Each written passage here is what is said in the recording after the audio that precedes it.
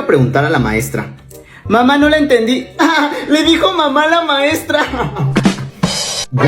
Güey, pásame la 2. ¿La 2? Puse la C. La C. ¿Me pusiste la 3?